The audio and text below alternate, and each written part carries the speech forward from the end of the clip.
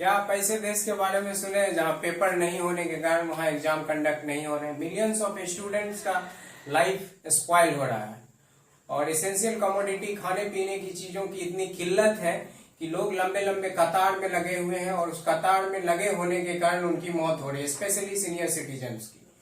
जी हाँ, हम बात कर रहे हैं श्रीलंका की। श्रीलंका में एक ह्यूज इकोनॉमिकल क्राइसिस इमर्ज होकर आया है 1948 के बाद। ये देश का सबसे बड़ा इकोनॉमिकल क्राइसिस है। अभी श्रीलंका जो कर्ज में डूबा हुआ है, ये टोटल जीडीपी का 110% है। हम कुछ डेटा की बात कर लें तो वहां कुकिंग गैस जो हम खाना बनाने में यूज करते हैं उसकी कीमत 4199 रुपए है एक सिलेंडर की, और जो मिल्क पाउडर हम डेली यूज करते हैं उसकी कीमत 600 रुपए है। इस कदर महंगाई वहां बढ़ी हुई है। तो चलिए हम बात करते हैं कि इस महंगाई के पीछे रीजन क्या है, इतने बड़े इकोनॉमिकल क्राइसिस के पीछे का रीजन क्या है। तो रीजन कहीं ना कहीं कोविड-19 पैंडेमिक में भी छुपा हुआ है। बहुत सारे श्रीलंकन यूथ जो है वेस्ट एशिया में जॉब के लिए गए थे, लेकिन कोविड-19 पैंडेमिक के बाद वो लोग जॉबलेस हो गए और देश को वापस लौटे। रेमिटेंस वहां से भेजते थे, रेमिटेंस नहीं भेज रहे हैं क्योंकि वहां अभी श्रीलंका में है और वो लोग जॉबलेस है। दूसरा रीजन ये है, श्रीलंका की मोस्टली जीडीपी चाय, टूरिज्म, गारमेंट्स ये इस पे निर्भर करती है। पैंडेमिक के कारण टूरिज्म सेक्टर पूरी तरह बर्बाद हो चुका है। लोग बाहर से नहीं आ रहे हैं टूरिज्म सेक्टर के लिए, और कहीं ना कहीं एक्सपोर्ट भी प्रभावित हुआ है कोविड-19 के कारण। तो कोविड-19 एक बड़ा रीजन है। दूसरा अगर हम बात करें, श्रीलंका एक रिपोर्ट प्रकाशित होती है ट्रांसपेरेंसी इंटरनेशनल की करप्शन परसेप्शन इंडेक्स। देखा जाए तो श्रीलंका का जो रैंक है इसमें 102 है, जो कि बहुत ही खराब परफॉर्मेंस है। इवन हमारा इंडिया का रैंक 85 है, जो कि फार बेटर है। तो कहीं ना कहीं श्रीलंका एक करप्ट कंट्री भी आप बोल सकते हैं। ये भी एक रीजन है इतने बड़े ह्यूज इकोनॉमिकल क्राइसिस का। तीसरा रीजन, श्रीलंका और पाकिस्तान साउथ एशिया के दो ऐसे कंट्री हैं जो चाइना का बेल्ट एंड रोड इनिशिएटिव का पार्ट है, जिसको सिल्क रोड प्रोजेक्ट भी बोलते हैं, ठीक है। और चाइना कहीं ना कहीं इसको डेट ट्रैप में फंसा रहा है। ब्रह्मचलनी का एक बहुत ही अच्छा कॉन्सेप्ट है डेट ट्रैप। मतलब पहले आपको पैसा दिया जाता है, फिर वो पैसा आप नहीं भरते हैं तो आपका जो वो जगह है वो कुछ दिनों के लिए लीज पे ले लिया जाता है। इसी को बोलते हैं डेट ट्रैप। तो चलिए हम आगे बात करते हैं। ये सब कुछ रीजन है श्रीलंका में जो ह्यूज इकोनॉमिकल क्राइसिस इमर्ज हुए। तो गवर्नमेंट का भी कुछ स्टेप है जो इस ह्यूज इकोनॉमिकल क्राइसिस को इन्फ्लुएंस किया। गवर्नमेंट भी कुछ ऐसे स्टेप्स उठाई जो ये और भी ज्यादा बढ़ गया। पहला ये बोल सकते हैं कि अभी जो श्रीलंका की गवर्नमेंट है टोटल ऑर्गेनिक फार्मिंग को अभी लाई है।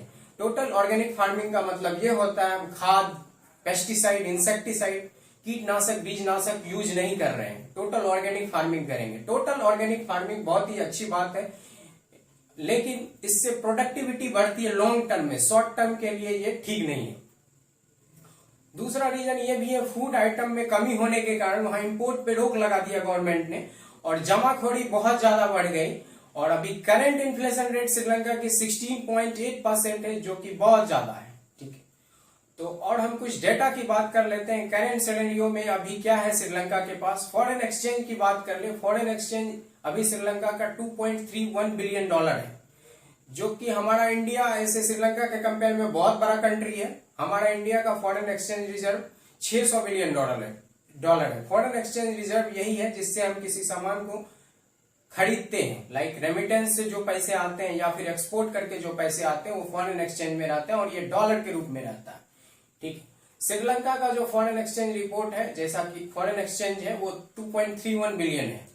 इसके बावजूद श्रीलंका को $7 बिलियन अभी लोन भी चुकाना है और $22 बिलियन की चीजें इंपोर्ट करना है, खास करके इसेंशियल चीजें, मेडिसिन, फ्यूल और फूड आइटम्स। अब हम बात करते हैं कि इंडिया ने अभी तक क्या क्या किया है श्रीलंका के लिए, क्योंकि हमारा कहीं ना कहीं एक बहुत ही खास पड़ोसी देश है श्रीलंका, तो हमारी एक फर्ज बनती है। तो इंडिया ने जनवरी 2022 से लेकर अभी तक श्रीलंका को 2.4 बिलियन $2.4 बिलियन की एड दे चुका है। जो ये एड विभिन्न प्रकार से है, जैसे $400 मिलियन आरबीआई ने करेंसी स्वैपिंग में दिया है और $1 बिलियन क्रेडिट लाइन में दिया है। क्रेडिट लाइन का मतलब ये हुआ $1 बिलियन का वो हमारे देश से मेडिसिन, फ्यूल या फिर कोई भी इसेंशियल कमोडिटी लाइक फूड वो खरीद ले सकते हैं। उनका जो है क्रेडिट लाइन $1 बिलियन का है। इसके बाद हमारा ऑलरेडी हम लोगों ने उनको लोन दे के रखा था इंडियन गवर्नमेंट ने, जो कि लोन उनको रीपे करना था, $500 बिलियन का लोन था। लेकिन हमारे गवर्नमेंट ने उस लोन के लिए श्रीलंका को बोला है आपकी जब स्थिति अच्छी हो जाएगी तो आप पे कर दीजिएगा। तो सवाल ये होता है क्या इंडिया के प्रति वहां के सिटीजन में गुडविल पैदा हो रहा है? तो ये आपको एक चौंकाने वाला जवाब मिलेगा, नहीं।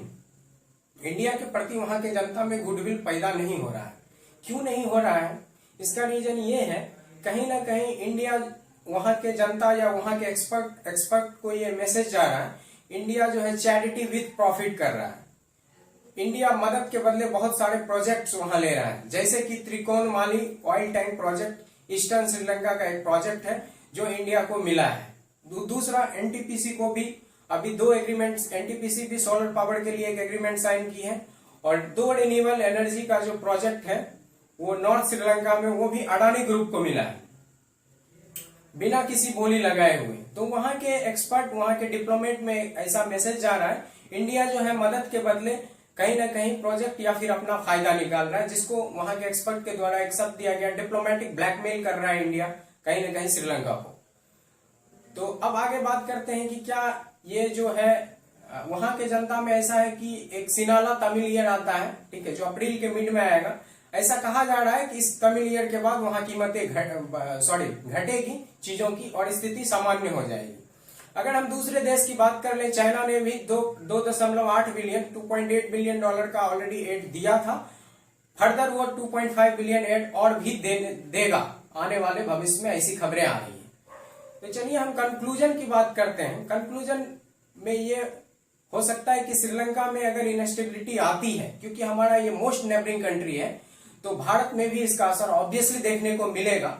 अगर हम पास्ट की बात करें, 1983 में जो तमिल श्रीलंकन वार हुआ था, सिनला कम्युनिटी जो वहां का एथनिक ग्रुप है मेजोरिटी में और तमिल हिंदू ग्रुप के बीच में, तो वहां लगभग 3 लाख रेफ्यूजी जो है इंडिया को माइग्रेंट कर इंडिया आ गए थे। तो कहीं ना कहीं इंडिया में एक रेफ्यूजी क्राइसिस देखने को मिला था। और अभी करंट का रिपोर्ट ये है कि ऑलरेडी जो है वहां जो इकोनॉमिक क्राइसिस इमर्ज हुआ है, ऑलरेडी जो है 16 लोग इंडिया में इलीगल तरीके से आ चुके हैं, जिसमें 7 बच्चे हैं और 6 महिलाएं भी शामिल हैं। तो देखिए ये इकोनॉमिकल क्राइसिस कब तक चलता है। होप ये जल्दी ठीक हो।